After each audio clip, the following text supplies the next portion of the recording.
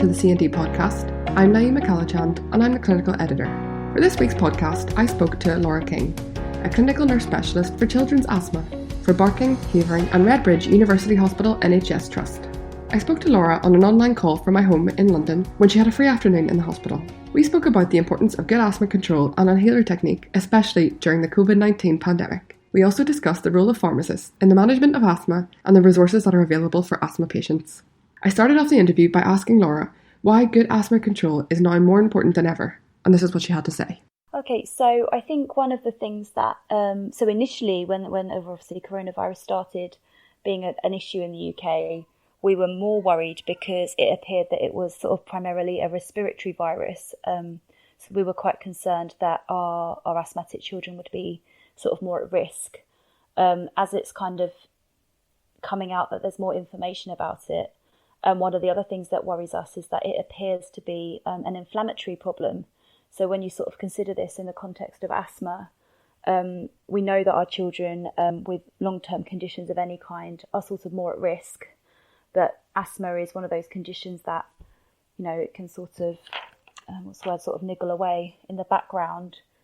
So yeah, that's why we're kind of trying to keep a bit of a closer eye on our asthmatic children at the moment.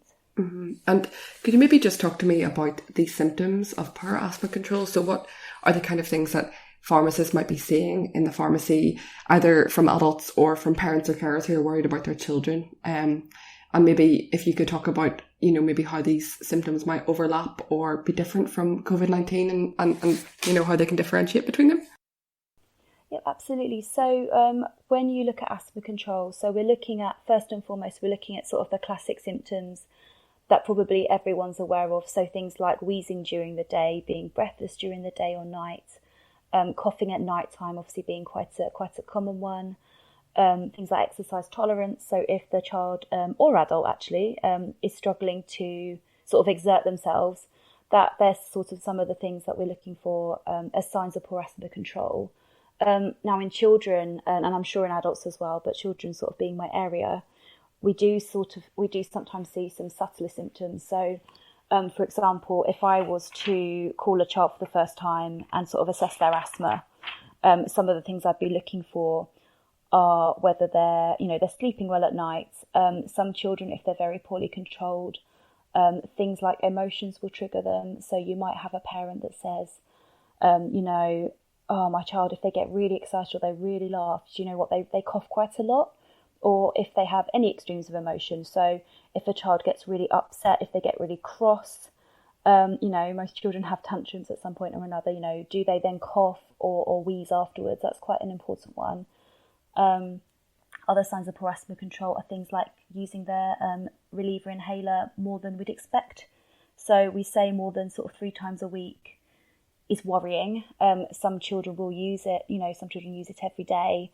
And there comes a point where sometimes parents and sometimes the children themselves just become used to using it so often that it becomes normal. Often it's just sort of a low-lying problem. And when they feel better later on, they say, oh my goodness, I was tight all the time, and it just becomes normal. Yeah.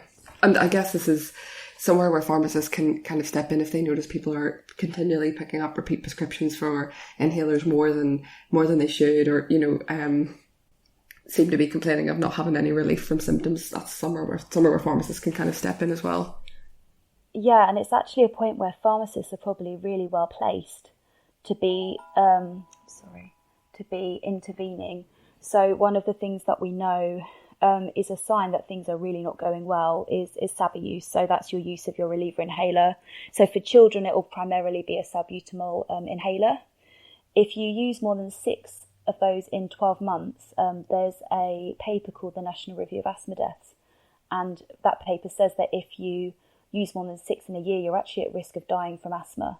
So that's quite a significant number. And actually for some children, that's, they're using, 10, 15, 20 a year.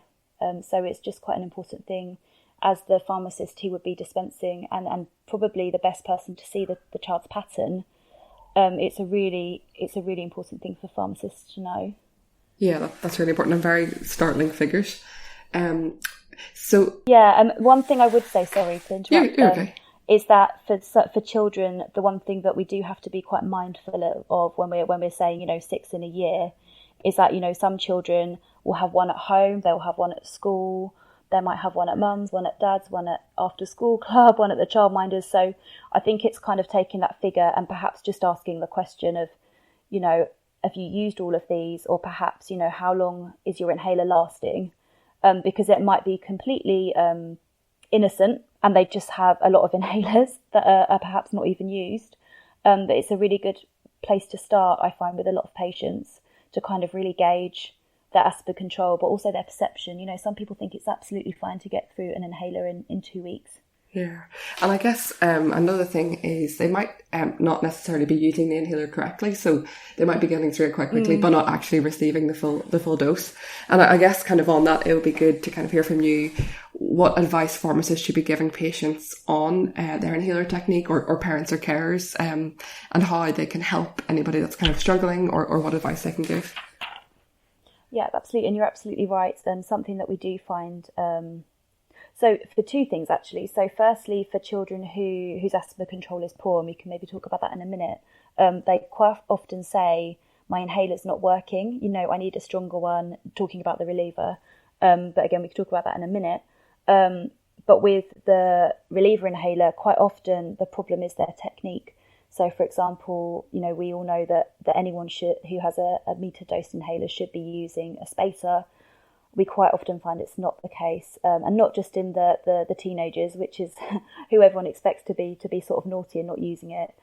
Quite often it's actually that they're using their inhaler straight into their mouth with really poor technique anyway. And once we've sort of mastered the good technique, they find that it works a lot better.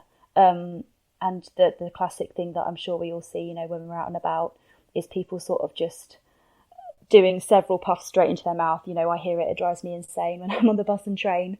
Actually they might be using 10 puffs at a time, but actually they're really only getting maybe 1 or 2 because their technique's so poor. So something I find really helpful with those sorts of patients, and particularly it does tend to be the older children and young people as kind of a really broad generalization. It tends to be the older children that are a little bit embarrassed to use a spacer. What I tend to do is sit down with them, explain why we use a spacer. For example, quite often they're surprised to hear that so a meter dose inhaler, a bog standard MDI will come out at 70 to 90 miles an hour. You can't possibly breathe at the same time as actuating that. So sometimes just explaining it through using sort of examples like, explaining to a smaller child and their parent. Actually, sometimes I pretend I'm telling the child, but actually I'm aiming at the parent.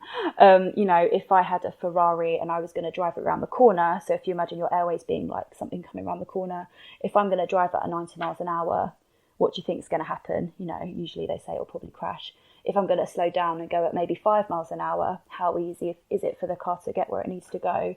And, quite often you see the cogs turning in the parents' heads as well. So it's just, I suppose, targeting kind of your explanation at who you're talking to. You could tell someone all day long to use a spacer. If they don't understand why, they're not going to do it. So, yeah. And I wonder if you could just talk me through the technique of using an inhaler without a spacer. So we tend to just be really, really strict and say that we don't use one without a spacer. Now, I know that in adults, it's something that does kind of get bounded around. Personally, we just say, actually, if you're going to use a PMDI, which is, your bog standard inhaler, we shouldn't really be using it without. Something that we do quite a lot is sort of move children and young people. So as long as, the guidance is okay, we move them onto different kinds of inhalers. So, for example, something like an easy breathe where you don't need a spacer. If you, classic example would be maybe a 13, 14, 15-year-old young person. So for my own practice, that kind of age, young person, they don't want to use a spacer. They're really sporty quite often. They don't want to carry a spacer around in their gym bag or in their pocket when they're playing football. Quite often we speak to the consultant or the GP, and we move them onto a breath actuated device because actually they're going to get more benefit from that. So that's where we sort of go in and then we look at the preventer as well. So if they're on something like a Clenil, for example, and a salbutamol or Salamol even, Ventolin, we'd move them on to something like a Qvar Easy Breathe to match with a Salamol Easy Breathe, so that their technique is the same. And with regards to the spacer devices, what kind of advice should pharmacists be giving patients on looking after their spacer devices? Yeah, what we say to parents and children is that we say you should be washing it sort of once a month. We ask them to wash it like you would your dishes. So a nice bowl of warm soapy water. You can take it apart as much as you're able, so that will depend on the kind of space you have. Give it a good wash, and then we ask them to, so what's really important is that they don't wipe it clean, so we just ask them to leave it to drip dry. And the reason for that is because if you wipe it on the inside, quite often it builds up static on the inside. We say they don't really need to wash them any more than monthly. Sometimes they come to the point where they're pretty disgusting and you have to replace them.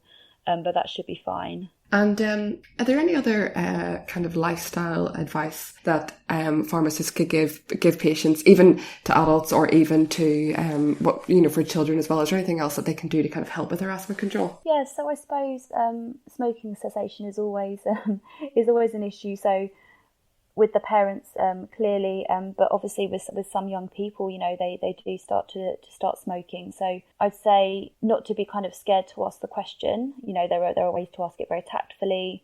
And, if the parent or carer is smoking, or even the young person is smoking, it's kind of being prepared to offer, a non-judgmental bit of advice. Have you thought about stopping? Have you thought about seeking advice? Quite often I start with, I'm not here to nag you, but, we all know that smoking is not good for you. It's particularly bad for people with respiratory problems. In terms of other lifestyle issues, we sometimes find that some of our children and young people can be triggered by things like emotions and sort of their emotional well-being. So I suppose that's something we ask about. It's not necessarily something that everyone would either be placed to ask about or feel comfortable asking about. A pharmacy perhaps, unless you're in a private space, it might not be the best place to be discussing it. But there are other bits like, for example, if the children or young people are suffering quite badly with hay fever, I can't think of a better person to discuss that with than a pharmacist. I'm sure they'll have lots of practical ways to kind of minimise pollen, minimise things like,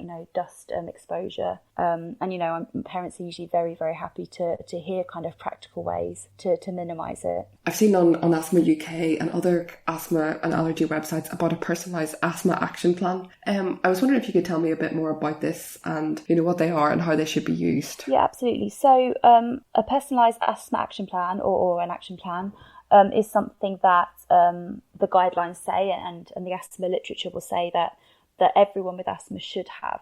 And this is a written plan. As you say, there are a few different forms.